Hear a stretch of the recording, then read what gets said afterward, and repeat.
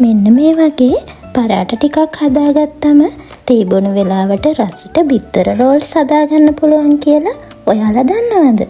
මේ පරාට හදලා ෆ්‍රීසර් එකේ සතියකට වඩා තියාගන්නත් පුළුවන්.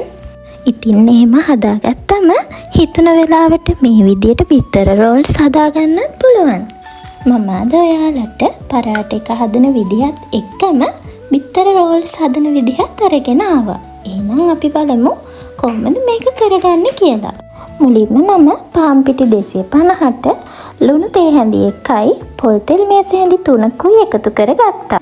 දැන් මේ ටික හොඳට අතින් මිශ්‍ර කරලා වතුර ටික ටික එකතු කරන ගමන් අතේ ඇලෙන පදමට පිටි ඩෝ එකක් හදා ගන්නවා. මේ වීඩියෝ එකේ පෙන්නලා තියෙන විදිහට හොඳට සොෆ්ට් එකට පිටි ඩෝ එක අනා ගන්න ඕන. ඒ විදිහට හදාගත්තු පිටි ඩෝ එක තවත් විනාඩි 10ක් විතර හොඳට නීට් කරගන්න ඕන. මේ තියෙන්නේ අපි නීට් කරගත්තු පිටි ඩෝ එක. දැන් අපි මේ පිටි ඩෝ එකෙන් පරාට හදන්න පුළුවන් ප්‍රමාණයට බෝල හදාගමු. මේ පෙන්නන විදිහට පිටි බෝල එකින් එක හදාගෙන නැවතත් ඒ පිටි බෝල වලට තෙල් මේස හැඳි 3ක් විතර එකතු කරලා හොඳට පිටි බෝල වල තෙල් තවර ගන්න ඕන. හරි. දැන් අපි බිත්තර රෝල්ස් එකට අවශ්‍ය කරි එක හදාගමු. මුලින්ම තඹගත්තු වල ටිකක් පොඩි කරලා අරන් තියා ගන්නවා. ඊළඟට තාච්චියකට තෙල් ටිකක් එකතු කරලා හීනියට කපාගත්තු සුදු ලුණු ටිකක් එකතු කර ගන්නවා. ඊළඟට සුදු ලුණු ටික යන්තමින් බැදීගෙන එනකොට හීනියට කපාගත්තු බී ලුණු ටිකකුත් එකතු කර ගන්නවා.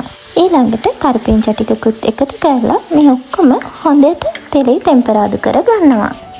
දැන් ඔයාලා කැමති නම් තඹගත්තු මාළු හරි සැමන් ටිකක් හරි මේ වෙලාවේ එකතු කරන්න පුළුවන්. මේ ඔක්කොම තෙලේ ටෙම්පරාදු වුණාම සරානුව ගම්මිරිස් කුඩු එකතු කරගන්න පුළුවන්. ඊළඟට ලුණු කහ කුඩු එකතු කරලා තඹලා පොඩි කරගත්තු අල ටික එකතු කරගන්නවා. දැන් මේ ඔක්කොම හොඳින් කලවම් කරලා ඔයාලා කැමති නම් හීනියට ලියාගත්තු ලීස් කොළ ටිකක් හරි ලුණු කොළ ටිකක් හරි එකතු කරගන්න පුළුවන්. දැන් අපේ බිත්තර රෝල්ස් එකේ කරි එක හදාගෙන ඉවරයි. දැන් එහෙනම් අපි එකින් එක පරාට ටික හදාගන්න විදිය බලමු. මේ බලන්නකො පැය භාගයකට කලින් අපි හදලා තිබ්බ පිටි බෝල ටික. මේකෙන් හොඳට ලස්සනට පරාට ටික හදාගන්න පුළුවන්. මේ විදිහට පිරිසිදු කරගත්තු ටේබල් টොප් එකේ තෙල් ටිකක් ගාලා පරාට එකින් එක දිගෑරලා හදාගෙන පෑන් එකක් ලිපේ තියලා මේ වගේ පරාට එකේ දෙපැත්ත රත් කරගන්න ඕන. ඔයාලට මම මේ වීඩියෝ එකේ පෙන්නන විදිහට පරාට ටික හදාගන්න පුළුවන්. මේ බලන්නකෝ මේ විදිහට හදාගත්තු පරාට එකින් එක අරගෙන අපි දැන් බිත්තර රොටි එක හදාගමු. මුලින්ම හදාගත්තු කරි එකෙන් චුට්ටක් අයිනකට වෙන්න තියලා බිත්තර භාගයකුත් ඊට උඩින් තියාගන්නවා. ඊළඟට මේ වීඩියෝ එකේ පෙන්නන විදිහට අපි බිත්තර රෝල්ස් එකේ හැඩය හදාගන්නවා. බිත්තර රෝල්ස් එක ත්‍රිකෝණ වගේ හැඩයක්නේ තියෙන්නේ. ඉතින් අපි ඒ විදිහට බිත්තර රෝල්ස් එක නමා ගන්නවා. මේ විදිහට නවාගත්තට පස්සේ අන්තිම ටික අපි සීල් කරගන්න ඕනනේ. ඒ සීල් කරගන්නේ පාන් පිටි ටිකකට ඇල් වතුර චුට්ටක් එකතු කරලා පොඩි මිශ්‍රණයක් හදාගෙන ඒක පරාට එකේ ගහලා මේ විදිහට අපිට නමා ගන්න පුළුවන්. දැන් මම හදාගත්තු පරාට වලින් බිත්තර රෝල්ස් 5ක් විතරයි හදාගන්නේ. මුලින්ම පාන් පිටි බැටර් එකේ මේ විදිහට රෝල්ස් එක තවර ගන්නවා. ඊට පස්සේ රෝල්ස් එක බිස්කට් කුඩු වල තවර ගන්නවා. මේ විදිහට මම හදාගත්තු බිත්තර රෝල්ස් ටික බිස්කට් කුඩු තවර ගන්නවා. මේ විදිහට ඔයාලත් බිත්තර රෝල්ස් හදලා බලන්නකෝ.